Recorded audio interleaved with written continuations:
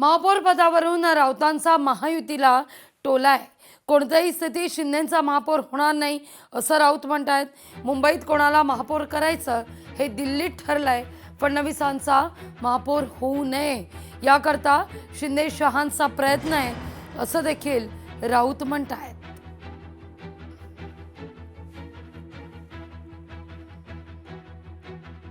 पण एक सांगतो, कोणत्याही परिस्थितीमध्ये ते काय ते कोणते शिंदे गट, त्या शिंदे गटाचा महापौर वगैरे होत नाही। काल आपण मोदींचं भाषण ऐकलं असेल, पहली बार मुंबई में बीजेपी का मेयर बनने जा रहा है। म्हणजे दिल्लीत ठरलेलं आहे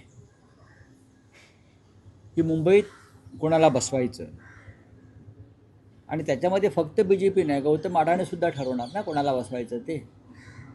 या मुंबईला परंपरा आहे बाळासाहेब ठाकरेंच्या शिवसेनेचा महापौर पाहण्याची। भाजपचा महापौर ज्या क्षणी होईल त्या दिवशी मुंबई शोकसागरात बुडेल। कळलं? मुंबई शोकसागरात बुडेल ज्या दिवशी भाजपचा किंवा गद्दारांचा महापौर होईल तेव्हा।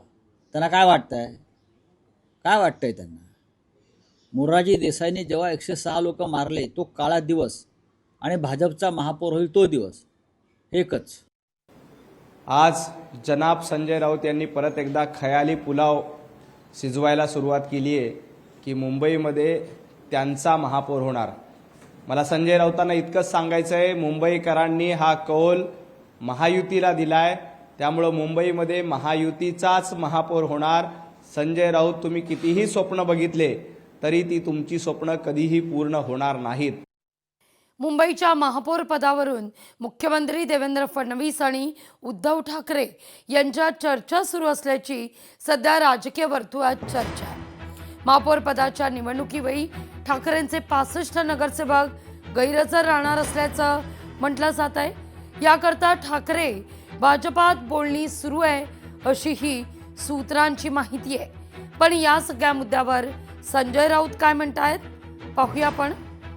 बघा, या वृत्तपत्रातल्या बातम्या आणि एकमेकांवर दबाव आणण्यासाठी अशा बातम्या पेरल्या जातात। या गटावरून म्हणजे तुमच्याशी आमचं काय अडत नाही। खासदार संजय राऊतांचा एकनाथ शिंदेंना सवाल आहे। शिंदेंना नगरसेवकांना का डांबून ठेवावं लागलं, राऊत विचारणा करतायत।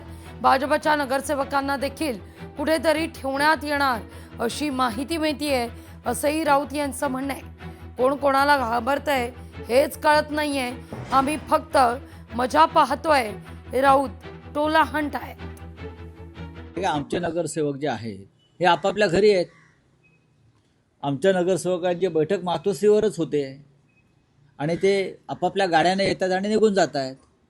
तुम्हाला तुमचे नगरसेवक डांबून का ठेवावे लागले याचं उत्तर त्यांनी द्यायला पाहिजे। मुंबईतले नगरसेवक तुम्हाला किंवा कल्याण डोंबिवलीचे नगरसेवक तुम्हाला या पंचतारांकित कैदखान्यामध्ये डांबून का ठेवावे लागले? आमचे नगरसेवक आपापल्या घरी आहेत, ते रिचेबल की नॉट रिचेबल नंतर बघू। नाही बघा, अजून आम्ही काहीच ठरवलेलं नाही। आता आम्ही फक्त मजा बघतो। कोणी पंचतारांकित हॉटेलमध्ये आहेत। आता माझ्या माहितीप्रमाणे भारतीय जनता पक्षाचे नगरसेवकांना सुद्धा कुठेतरी हलवत आहे। कोण कोणाला घाबरते? सरकार आहे।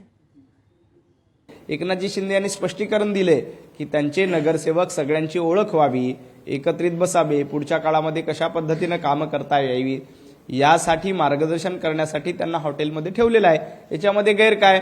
आपले नगरसेवक एकाच ठिकाणी बोलून त्यांचा ओळख व्हावी, पुढची कामं सांगावी, पुढचं मार्गदर्शन व्हावं, यासाठी एकत्रीकरण होत असतं। आणि एकनाथजी शिंदे यांना भीती असण्याचं कारण नाही, भारतीय जनता पार्टीला भीती असण्याचं कारण नाही। आम्ही एक आहोत, आम्ही एकत्रित निवडणुका लढल्यात, आम्ही येणाऱ्या काळामध्ये जनतेची सेवा देखील एकत्रित करणार आहोत। त्यामुळे कुठेही लोकशाही मराठी ऐका, पहा, जागरूक रहा।